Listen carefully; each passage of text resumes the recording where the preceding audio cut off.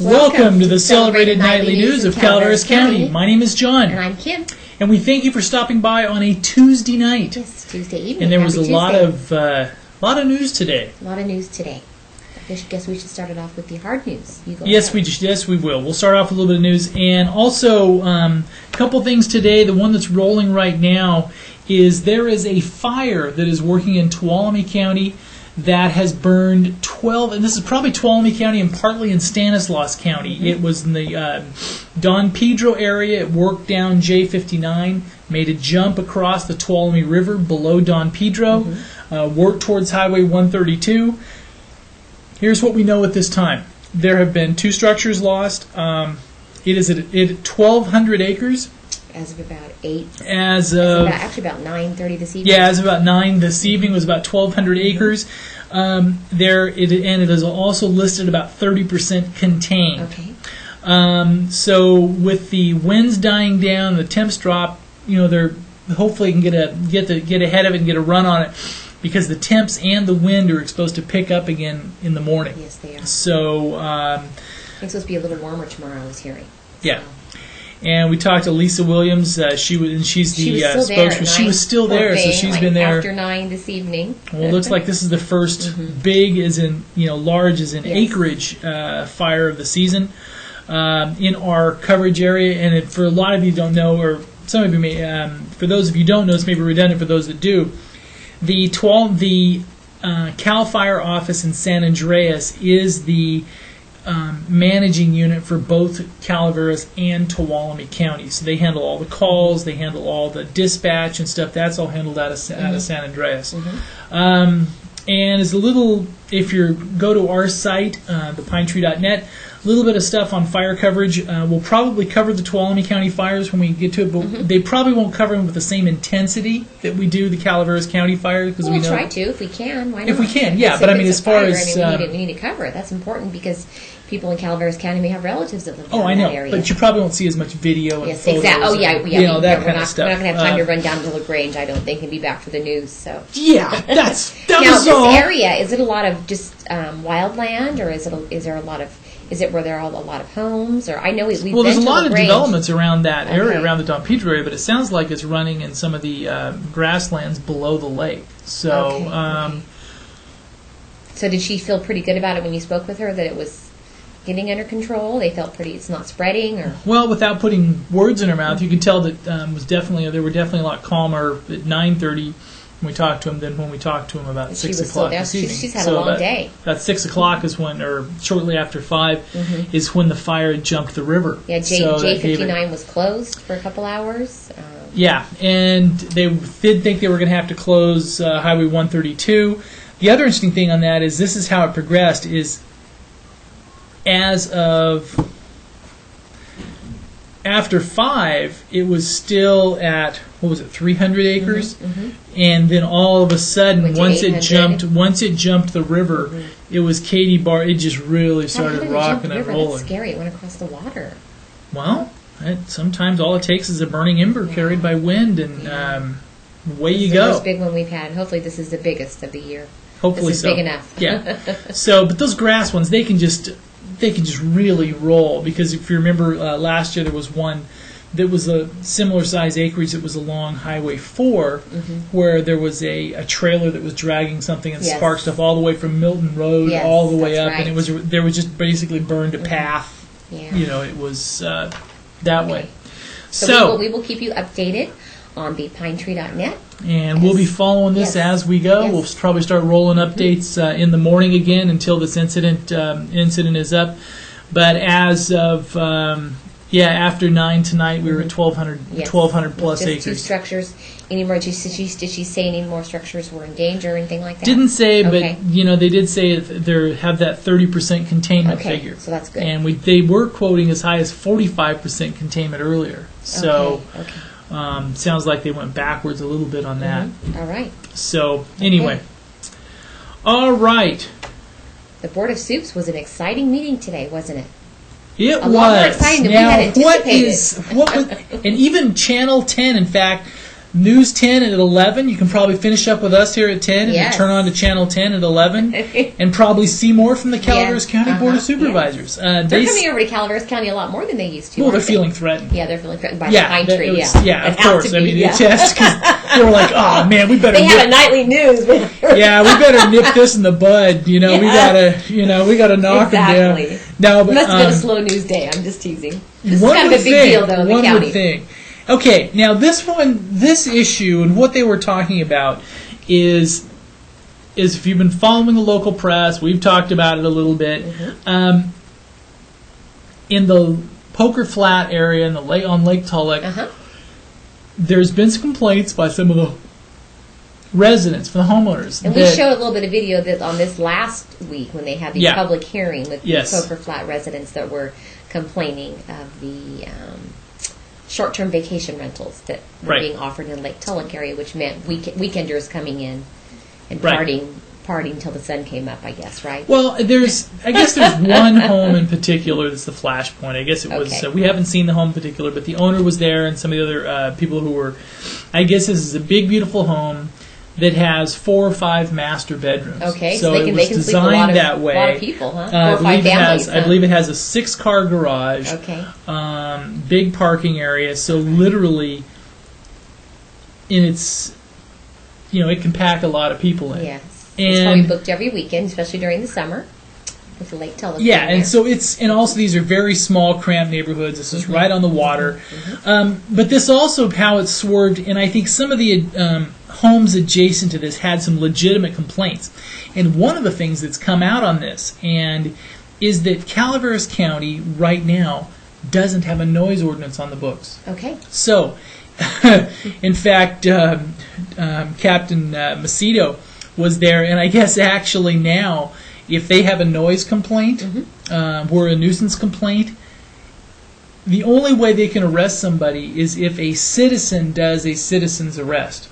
Okay. And to do a citizen's arrest, you have to waive your right not to be sued and everything else. So basically on noise and nuisance complaints. If we want to go out and be nuisances, we can? We won't get arrested unless somebody does a citizen's arrest? Well, I'm a nuisance Our kids going to get arrested I don't know. for what they anyway. do on the golf course. But no, that was kind of the end of the thing. That's something we didn't know. I mean, if you don't follow it, you assume that they have a nuisance and noise ordinance on there. Okay. There are some code compliance issues and things. But for just a noise nuisance ordinance. All right. So we can just be as loud as we want, right? Yeah. There isn't one. All right. Okay. Okay. So there is going to be one now, in effect, right? There is going to be one. Okay. And the reason that this is one of those lightning rod issues is, one, it does affect the whole county. Yes, it does. There's a lot of vacation rentals in this county, isn't there? Yes, there are. A lot of Murphys, especially the Arnold area. Not a whole lot in Angels Camp, maybe out in Greenhorn and things like that. But it does affect a lot of the Calaveras County, a lot more than big time. A lot of these real estate offices rely on this for income, and so do homeowners. Think about all the empty homes out there right now that people built and aren't living in. Probably using as vacation rentals, right? Yes. Now then we have probably, this meeting was another one of those. There's Doug Shin. Here's Doug Shin. Cedar Creek Realty. And can't hear him. How tall he is. He did. And our camera angle, the boardroom was completely stuffed. And I'm actually sitting up in front of the Board of Supervisors' little well there. So in some ways this is a little deceiving because I'm actually sitting up in the gallery pointing my camera back up. Okay. So yes, Doug is a very tall man, but this makes him appear even taller. So the video we get from Ed will probably be a lot better than this. Just kidding. That's safe to say, yes. He's a professional.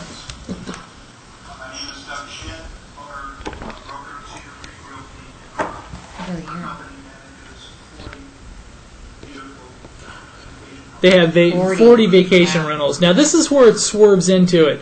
And the audio is going to be a little, so we'll just talk about it. But what happened is, for example, like Doug Shin was there testifying, is that the impact on this is by the county having to deal with the issue down around Poker Flat, it put up throws red flags everywhere, hasn't it? Everywhere. Mm-hmm. So, for example, all the vacation rentals in the entire county from Murphy's, Arnold, Dorrington, all those areas on up, because technically, if you read the county zoning ordinances on R1, it doesn't specifically allow vacation rentals. In fact, it's a gray area. In fact, it's a gray area.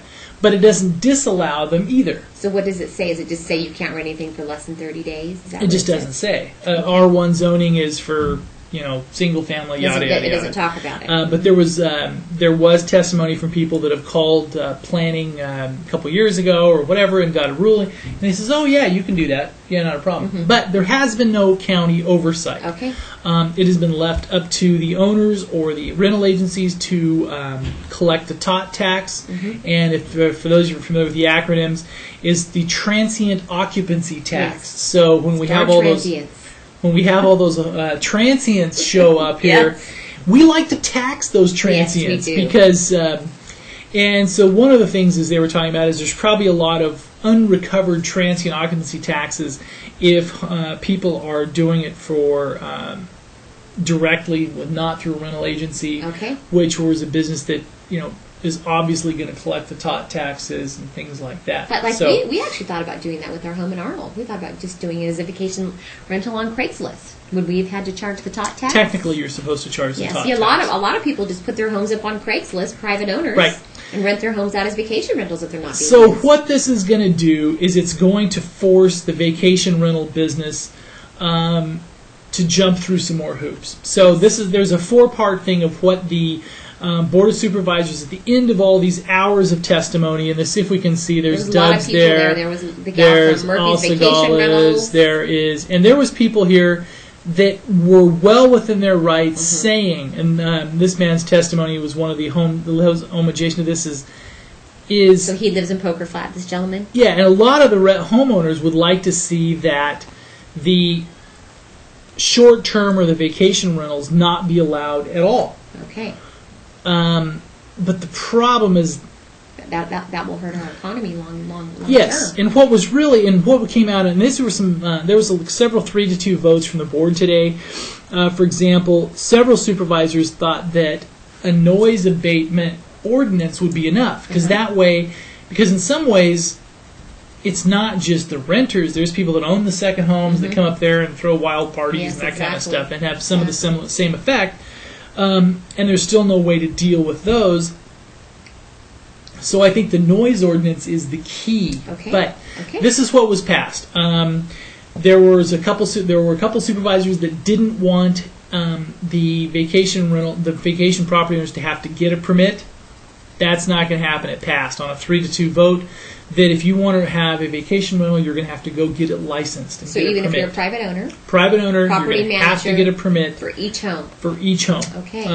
And this is still gray. They haven't fleshed out. Is it going to be a nominal fee, or is it going to be? No, they said it was going to be a nominal fee, but what they're probably going to entail is, and this is still, it may be laxer than this, but this was kind of inferred, is that they're probably going to do a little bit of a survey to see how many bedrooms you had, how many parking spaces you had. Probably. Maybe not, maybe not. They may just do it over the counter. Okay. But they're probably going to have a protocol that says, okay, according to our survey, this house should probably maximum occupancy of 25 people. Or 25 people? Okay. How about 4? Okay, 10 people. All right, whatever.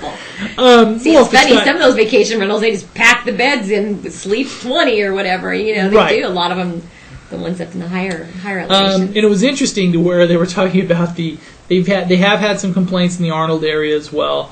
But some of the really complaints about we're down in the Copperopolis area, and some people were thinking is one of the things on that is most of the rentals up country. There's people that ski. With skiing, they're cold. It's cold. Yeah, if they are playing around, it's going to be inside, not outside. Exactly. So, and also if it's snowing, the sound doesn't carry as much. So I'm curious. I have not really been into the Poker Flat subdivision. I don't think ever. Well, it's gated. I know. So I haven't been able to get in. I've tried, but they won't let me in. Are there a lot of empty homes there? Because those are multi-million-dollar homes there. Are there a lot of homes that are just sitting empty? So, a lot of second homes. So a lot of those People will come up on the weekends, that kind of stuff, because you want to come up to the lake and take the boat out and go play. And people are probably counting on that to help make their mortgages, too. Yes, and the other thing they were talking about is Tulloch has some structural problems in the fact that it's a fairly small lake. And if you look at and my number is going to be wrong, but there was, they were quoting some numbers today from OES numbers from the Sheriff's Department from about a year old, that the boat densities on Maloney's were like 30-some boats per square mile. On Comanche, they were like maybe high 30s per square mile. Tulloch, it's like 110 boats per square mile. But I wonder if that's all going to change with this new stuff that's going on with Lake Tulloch. The demolishing of Lake Tulloch, supposedly. Well, it's probably not going to make anything affect the boat densities, because what they were saying is Tulloch Lake inherently is a less safe lake to be on, because there is almost 3 times as many boats per square mile. Okay, but I was reading somewhere that they weren't going to allow people to as many members. As many people that didn't actually own boats weren't going to be allowed to even use the lake. So as of October 31st, maybe so. I mean, there's some things they're going to have to do to try to look at boat densities. They're trying to put some townhomes there. The plan is to take down the restaurant. Isn't there a hotel there? Yes, hotel, restaurant, and all that. Demolish all that and replace it with townhomes. Yes, but that has not been approved yet due to the townhome project. They want a lot of them will be extending over the water, so that's one of the problems that they're. Right. But they basically say they are going to close the restaurant and hotel as of October 31st due to it not being profitable. Right. And they aren't going to allow people that are not members to go out on the water anymore. I did read that. Yeah. So anyway, so it was a pretty exciting meeting. There was big news people there. Right? Channel 10 was there. They were taking pictures of it. We could tell that certain members of, for example, people were looking good because they're going to be on TV, ready. Man. They're camera ready. I guess you don't care when our cameras are there, huh? They don't get made up for the pine tree. Well, I think they kind of think our little small cameras are somehow different. They knew Channel 10, and it was the big dogs. I mean, it's the big dogs. Gotta have some makeup. And this is one of the local realtors from the Copperopolis area. A lot of people. We had no idea this meeting was. Here we go. This was a busy one.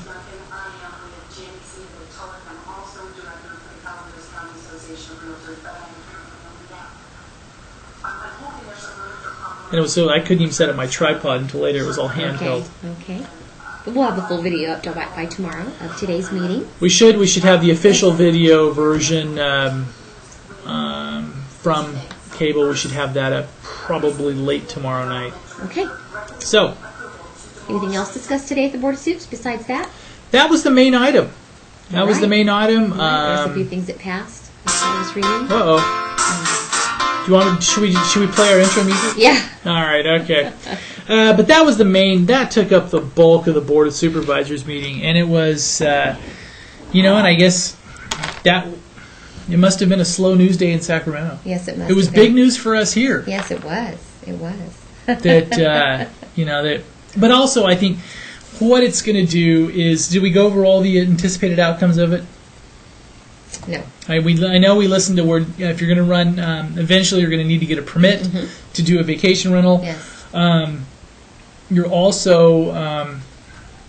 when is this going to take effect, like ASAP? I think it may take about 90 days to get the ordinances written. There will also be a noise abatement ordinance coming out of this, which is a good thing. Okay. It is a good thing. So like after 10 or something, you have to be quiet. A lot of places have that. Places that we've stayed at before, they have like quiet time after 10. Right. So, I mean... Because we were mostly in retirement complexes, right? The 65 and... No, like even hotels have those rules, don't they? I mean, they do even like little cottages that you rent. I've seen that before. Right, of course. I know a lot over in Monterey. They have the same policies over there in Monterey, the Monterey area. They use that as a model today. When you call on... I remember calling on vacation rentals before, and a lot of them, they just don't rent under 30 days. Right. But a lot of them do. I don't think they advertise that they do because they'd probably get in trouble, right? Anyway, let's move on to something else. Here we go. All right. We also had today, the Calaveras County Sheriff's Office and ABC Control conduct sting operation. Did you hear about that? They were stinging. Yes. On June 6, 2008, Calaveras County Sheriff's deputies and the agents with the Alcohol Beverage Control conducted sting operations in the McCollum Hill and Valley Springs areas in an effort to reduce the problems of adults purchasing alcohol for minors in the communities of Calaveras County. We have a list of the subjects cited for purchasing alcohol on the website if you'd like to take a look at that. I'm not going to mention those names now, but so that's something that's kind of interesting. They've had a sting operation going on. The Angels Camp Pool.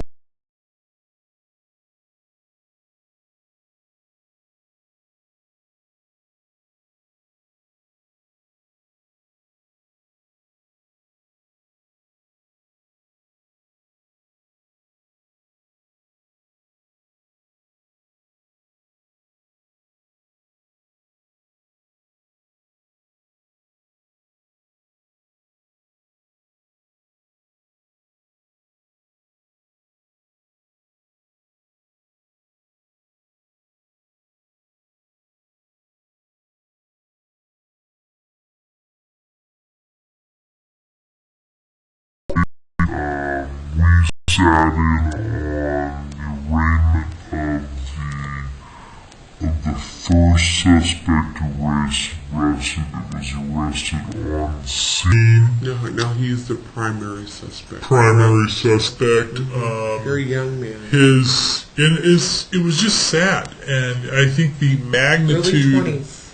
Yeah, and you think the magnitude of what is happening to him is set in. If in fact if he's guilty, there was probably some guilt and some other stuff to go along with it. But he broke down in the courtroom. His family was there. His wife was there. He was home with his kids. Right. So, yeah, originally they were going to have the arraignment and replete today, but that was so basically his court-ordered or appointed attorney was appointed to him today. It will be continued until his arraignment was continued until Friday. And it looks like the first disclosure here, the first hearings and stuff may actually be June 25th unless they get pushed back. Okay. The judge was trying to group those for June 25. All right. And it was pretty sobering because you understand that this isn't his family, his wife, this all these isn't people traffic from both sides, from the gentlemen that were murdered, and also the suspects, the families and kids were there. So today was Delfino Flores Cruz. They all made appearances today. Yeah, they all made appearances today. He's in his young 20s, and his bail is set at what? $2 million? $2,190,000. So I doubt he's making bail. No, but he basically said he was. What did he say? Mostly about being home with his kids at the time. Okay. So we'll see what develops on that.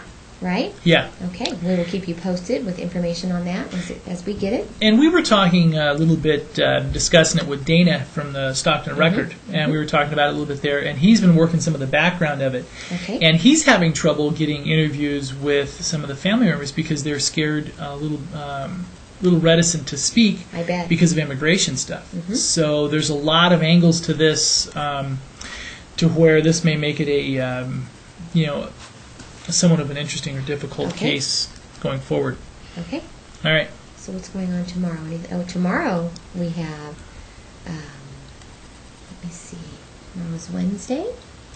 We actually have a couple things going on tomorrow. We have the Toyon Middle School 8th grade graduation at 9:45 a.m. tomorrow morning. There we go. There's also a CCWD board meeting tomorrow at 9 a.m. And we also have the Calaveras High School graduation tomorrow evening at 7:30 p.m. So it's just going to be pomp and circumstances hitting the next wave. And the acoustic fundraiser with Patrice Pike. That tomorrow as well? It's tomorrow evening at the Black Bart Playhouse. Patrice Pike rocks the Bart. Again. And she's supposed to be very good. That was one of the first things we covered. She's actually going to be there tomorrow night and the next night. Do you realize that was one of the first things we covered? Yes, I do. I pulled that up and I put the video with it that we did. 2 years ago? Yes. I didn't put last year's. I put the 2006 Patrice video Pike with rocks the article. I'll post that article again. So yeah, that was one of the first. Yeah. Yes. Anyway, February of 2006. Yes. Yes. There we go. Let me see. There are free high school girls golf clinics being offered at Sequoia Woods Country Club. The Sequoia Woods Women's Golf Club and Bret Hart High School Girls Golf Club is co-hosting free girls high school golf clinics for high school sports girls. Interested girls entering high school, especially incoming freshmen, are encouraged to attend. Even if you are not planning to try out for the golf team, even if you are playing another sport, they encourage you to attend. They do. The first clinic will be held on Wednesday, June 25th at 11 a.m. at Sequoia Woods, and they are offering equipment if equipment is being provided if needed. So there's information on our site about that as well. And we haven't, because with the weather setting in, it looks like we haven't really touched much on it, but it looks like sunny and warm. Mm-hmm. Sunny and warm, low 50s, high 70s and 80s, mid 80s in the Arnold level. If you're down lower, looks like you are going on out, sunny and clear as well. It's very windy today. It was windy. It's kind of fire weather. Mm-hmm. So here we're looking at temps. Ooh. So lows of 57 tonight. This is the Angels Camp, Copper down that Murphy's would be pretty similar as well. Lows in the high 50s, high 80s tomorrow, 58, 92 on Thursday, 61, 93. So look, we're in the mid 90s. I heard it may reach 100 this weekend. So. Oh, congratulations! And I know we haven't done this in a few weeks. Can I mention one little thing real quick? Sure. I wanted to mention that the golf tournament benefit for Stacy Apley is being held this Friday, June 13th, at the Greenhorn Creek Golf Course. There has been a website set up for Stacy Apley, who is she is actually a cancer survivor. She is now on her second round of treatment. Her website is www.swingforstacy.com. We have a link to that on thepinetree.net, and you can go on that and you can actually write to her. She has a blog, and you can get updates on her as well as get some information on the fundraisers that are being held for her. And the first one is being held this Friday. Okay. And we haven't touched on Bangor, Maine weather. 81, 52, 74, 45, 77, 52, and 76 and 52. So it looks like now would be a good time to go to Bangor, Maine. Yes, I think so. Sounds good to me. We thank you very much for stopping by, and we will see you tomorrow night. Yes, tomorrow. Good night. Thank you.